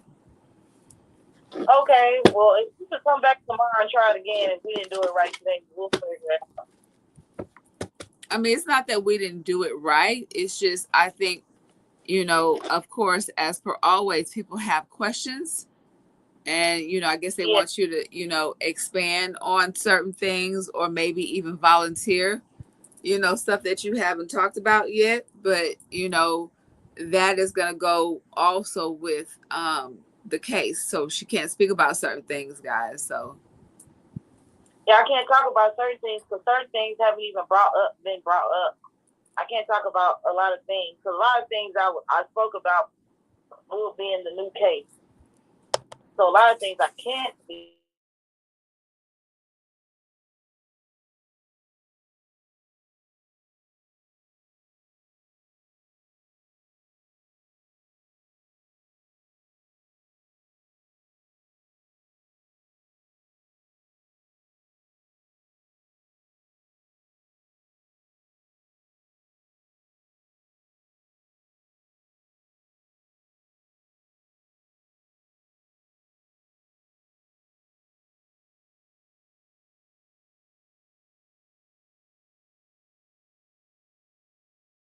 That's in a DG shirt. The way the room was set up, it was a rack full of clothes, and you just have to go find your clothes size. But he picked your clothes that you practiced and what you did in. When he put the baby all on you, you will do what he say do. I never said I was the. I was on the table, and there was also kids chained to under the table, but they didn't put that part out. Um,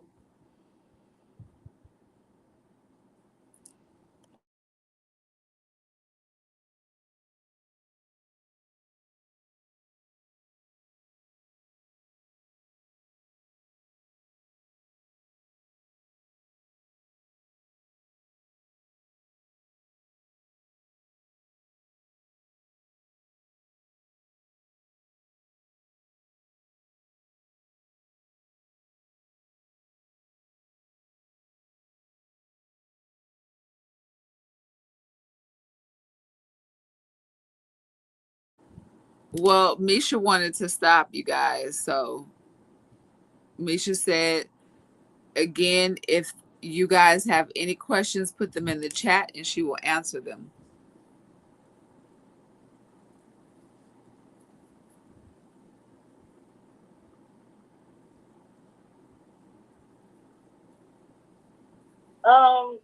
I think I did.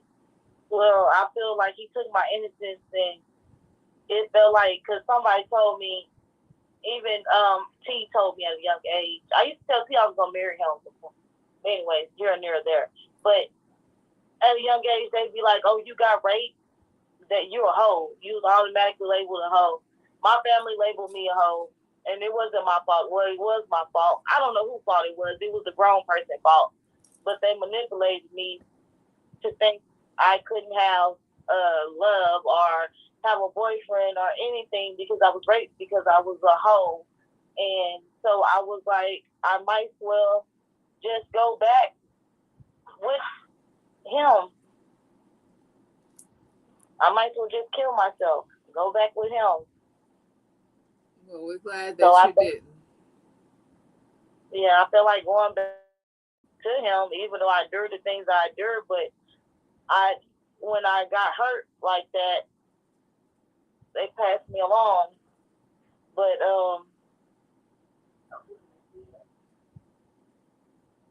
I didn't deserve the things that happened to me, but I just felt like I had no choice. I felt like I had to do it. Like I had to go whatever, because even every celebrity has to go with whatever somebody else is telling them how to do it. It don't matter. So I was like, I just go along with whatever they're going through, so I can have the riches, the famous, and the money. I guess I'd rather have money and go through it than be poor and go through it.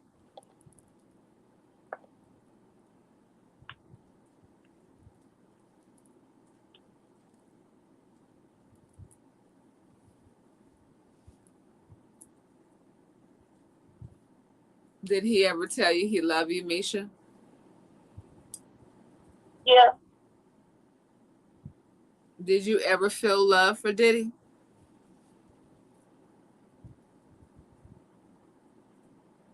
yeah.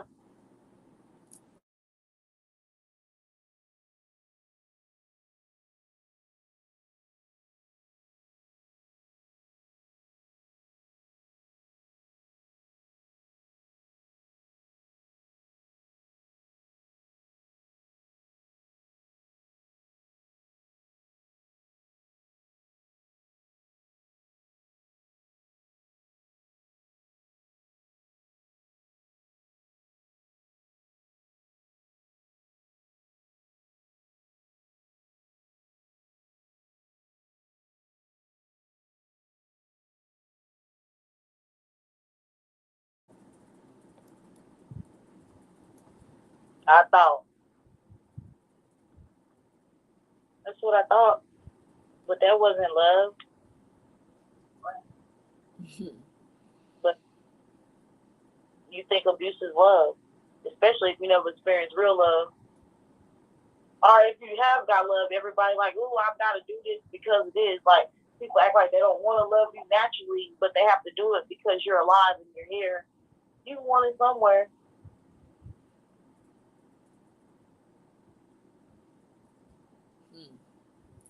Thank you.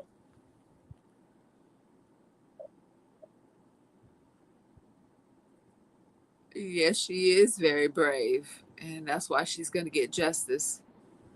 This is part of her justice, speaking her truth. Yeah, no matter what. No matter what, no matter who don't want to claim that she's a victim and or survivor, no matter Yeah, who who, don't want to, whatever. yeah, no matter They who know. who don't want to acknowledge you and say that they know you and don't know you type of situation, you still gonna get justice. Yep, I ain't got to pray for it. I know I'm going to get it. I'm declaring it. It's here. It's here. Y'all just don't see it, but it's here. My justice is here.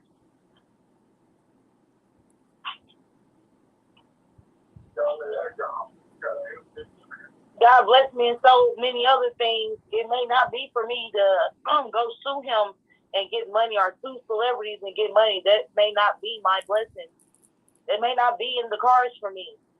It may not. Really, justice for all the victims and me fixing my wrongs. That's all this is, really. Get a light always win. I will get my justice. Yes. Anything else, Vine? No, that's gonna be all, Misha. I'm done over here. Okay. Thank you for interviewing me. Absolutely, love. You know, I'm always here for you since day one, and Yeah. you will get what is due to you, which is your justice. It's coming. Yes. Y'all go follow Divine on her page. Drop it in the chat. And I think she's selling shirts. Y'all follow Divine. You go live on your page too? Yeah. Yeah, I'm actually live right now on my channel. Okay.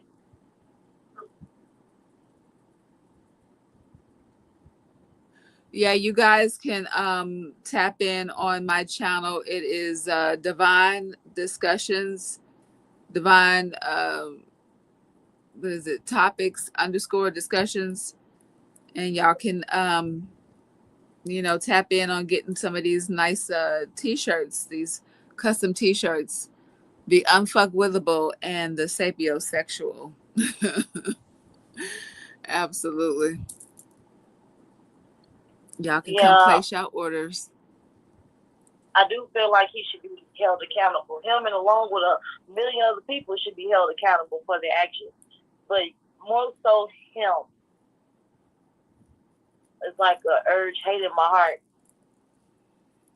And it's not really hate, but I don't know what it is because it went from hate to pity to I don't know.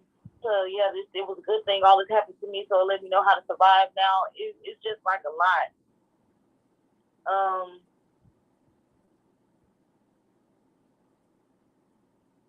he just not so high as he think he is. He's not as high as he thought he was.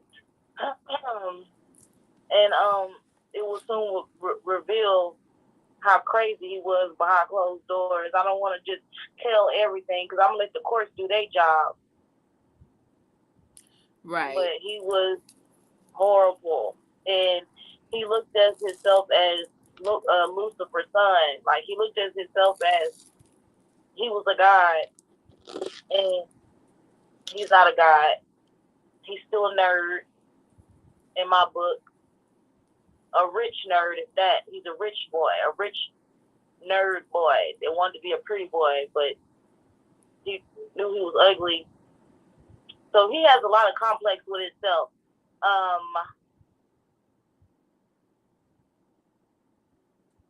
But the monster that he built to feel the pain from his hurt past gobbled his tail up. And the life cycle of karma's up on him, and his demise is here. And everything he built will fail and fall, or he might just get 10 years to get out on two. We'll see how this goes.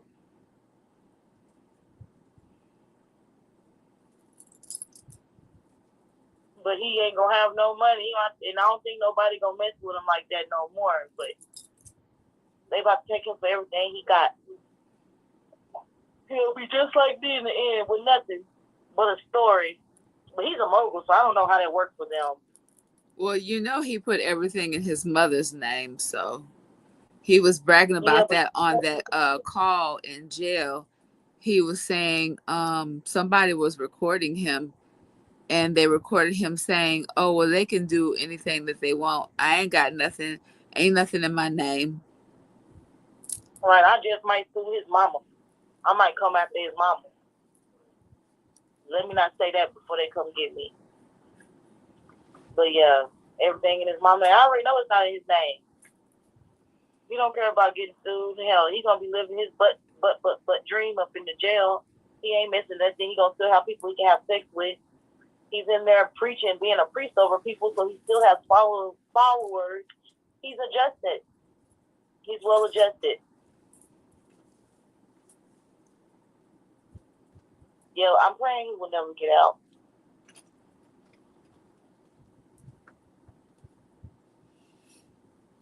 And I pray for Ashley.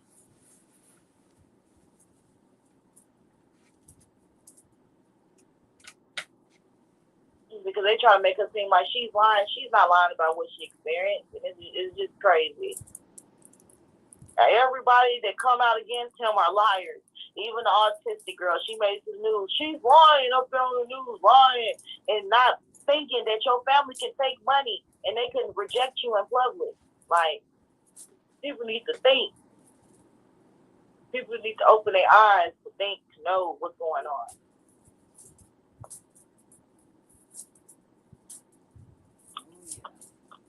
But he's been getting away with it for years. The people, they've been getting away with it for years. All this stuff happened to Michael Jackson when he was a little kid. And they've been getting away with it for years.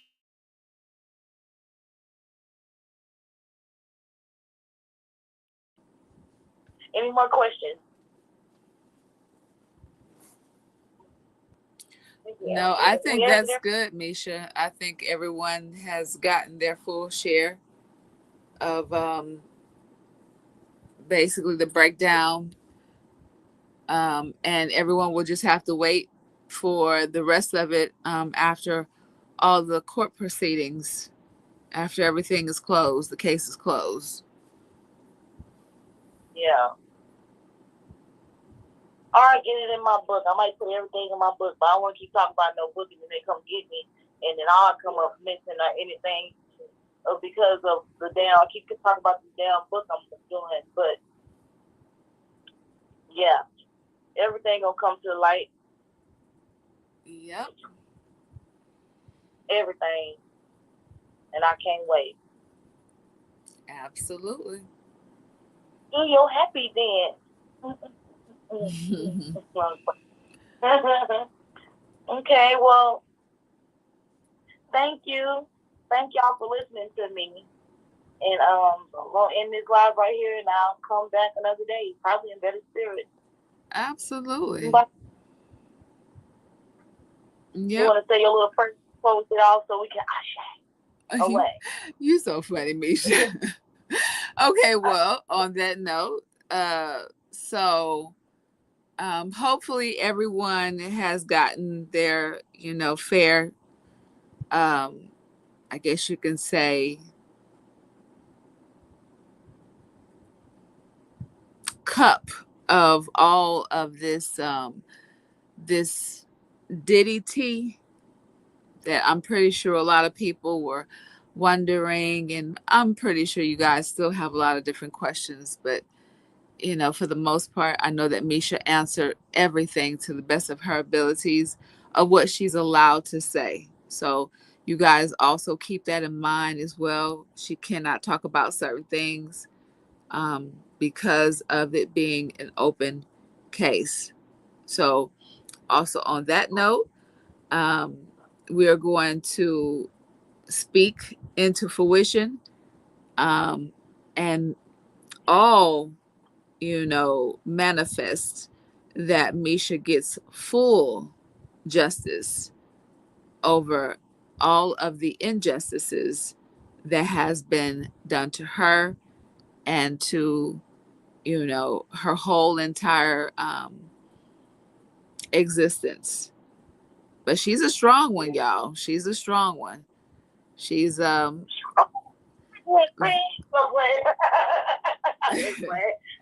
she's a strong one, and I myself, I'm very proud of her because she's come a long way since we first crossed paths.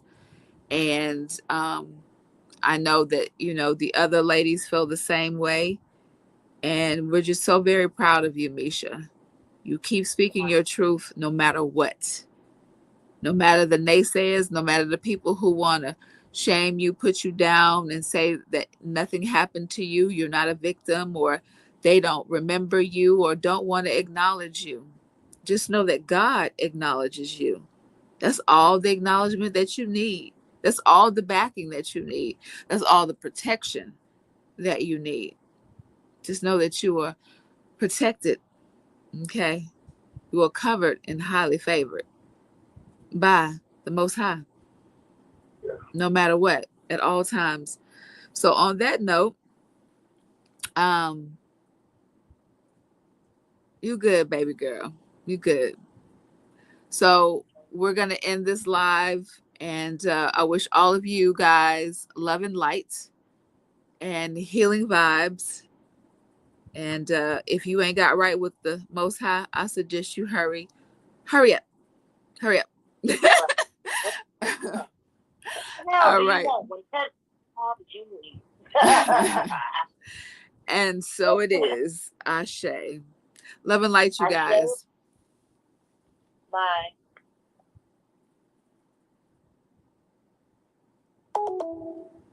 All right. And on that note, this is Coach Love and Light. I am signing off, you guys.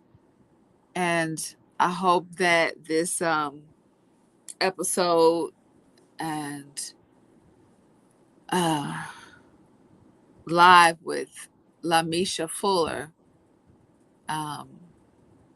filled up y'all's cups, because that was a lot to unpack. But if Misha is up to it, we will be back again. And she'll speak a little bit more whenever she can about the injustices, and or not even just pinpointing that, just just her and her journey. I'm sure that we'll tap into that a little bit more later on. So on that note, love and light to all of you guys. And this is Coach Love and Light. I am signing off. I will be back again with more divine discussions. All right. I hope you guys enjoyed it. I know this was a surprise to a lot of different people. I have been working with Miss Lamesha Fuller behind the scenes, and she's a beautiful spirit. She has a hell of a testimony. She is nobody's victim. She is a victor. She survived. She survived the diddler. Okay? And on that note, love and light, y'all. Y'all keep y'all head on the swivel, as per always. Y'all stay prayed up. Because as you can hear, with some wicked stuff going on out here. Love and light, y'all. Love and light. I am the light. I am the highest. Yes. And I am delighted.